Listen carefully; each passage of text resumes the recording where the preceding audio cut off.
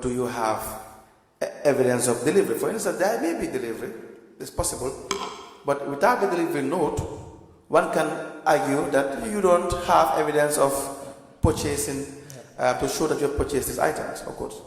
Yeah. Right. Now, the other issue is in relation to the budget. What is the process of preparing the budget at council? Okay, so actually right now we are preparing a budget.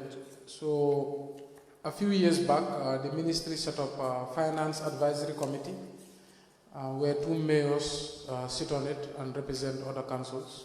I was selected and the Mansakonko Area Council mayor was selected, and we sit with the Ministry of Finance, the Permanent Secretary, and the Permanent Secretary of Ministry of Lands. And they wanted us to change our budget style. One, they wanted it more realistic because there's that, of course, mistake with politicians where they create wish lists. I want to do this, I want to do that, and then they develop unrealistic budgets. So we were to go back and ensure that the budgets were realistic and based on last year's revenue. Secondly, they also wanted program-based budgeting. So program-based budgeting would be you develop your development budget around programs, but through community consultation. So I believe that started in 2021, somewhere around there. We started budgeting first. The first section, the councillors go back to their WDCs and do consultation. The directors, the department heads go back to their departments and do consultation. Unit heads, and of course the mayor has big ticket items he wants to deliver for the municipality, and he also gives that. And then the finance committee starts the sittings. So the finance committee of council brings the budget together. Once they bring it together, the management first sits on it. Then it comes to the senior management, and they sit on it. And then we present it to the council. And that's the hard part. Right. So yesterday I was not around, but they held the first budget session. I heard it was very messy because if you are not strong, you cannot manage the opinions. So we usually have two internal audit units. That becomes a challenge. Previously, our internal unit was not very strong, but now we have a strong director. So they must put their project request in writing, submit it to the mayor's office for onward transition to the CEO. Then the CEO does the verification, then disbursement. Usually, they disburse 50% at the beginning of the year. If they retire that 50% or it is verified before the last 50% should be given, but the CEO has the discretion because he has to account. So a lot of the time there's a lot of fights with him that come to my office, but the story is the same. You have to account for the funds that are given to you, and there must be verifications before you outsource. So last year I tried to bring a new system, but I was voted down. Last year what I was saying was this WDC issue fund can become very controversial. So what I would suggest, the councillors design their projects and we set up an implementation committee. And that implementation committee can implement, and then after, the councillor should be interested in the project and not in the funds. But unfortunately, I was voted down in council. That was going to be my next question. Yes. How does council intend to monitor the implementation? Because then, from what we have seen from Basse down coming up, that if you leave it entirely with the WDCs, there's a high chance that it would not go the way you want. And so if that is the case, probably one can say it is funds wasted through one way or the other, whether it is through fraud or misappropriation of funds, it's all fraud, or just misplaced priorities, you name it. And so without that monitoring mechanism, you keep on giving every year, and then it is more of a routine and obligation on council than actually making sure development is registered. And so when you go around for your mayoral tour also, you will see that there would not be development which will match the level of finance that was probably given some. And this all for all the area council. You see every year money is given, but then the level of development is different. I agree. So I believe in the decentralization policy, meaning to empower local governments and local governments to empower their WDC? There has to be some form of monitoring scheme wherein, because no matter how capacity they are, no matter how really effective they are in relation to being able to perform certain functions, right? But if you don't monitor them, it is to the average human being, it's like they're having free money.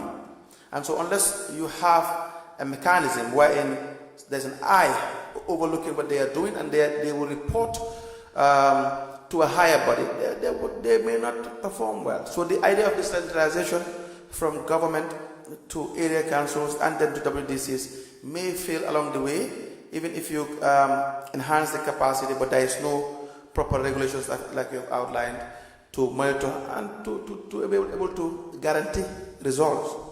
That's going to be a problem.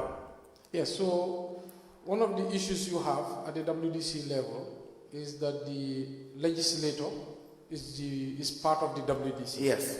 And in many cases, the chairperson of that WDC. Right. And eventually, that legislator is the oversight body at the highest level, at the council level. So there must be a separation at the WDC level between the councillor and the administration of the WDC. Yes. So the councillor can hold them to account. But if the councillor is part of the WDC, it defeats the purpose. It defeats the purpose Entirely. Let's ask Mayor Bensouda, what is your understanding about the 40-60 ratio as provided for in the Act? So and how is KMC implementing that as per what is provided for in the Act? Yes, so we respect the 40-60 very much. It's one of the key features of our budget, but it's very difficult to balance. It's always a problem, and the biggest problem is terminology.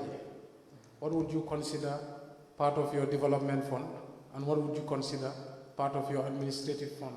Sometimes the lines are blurred, so definition is a problem there, because the Act just says 60-40. It's basically just one line, 60 development fund, 40 administrative fund. Then the next challenge now is definition.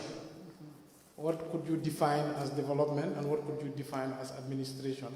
So that's why there must be more regulation to create the definition of that. But KMC, just yesterday I asked about the 40-60 and they said it's being adhered to. Now something that councils also do, if they are not able to balance the budget, then they exaggerate the revenue.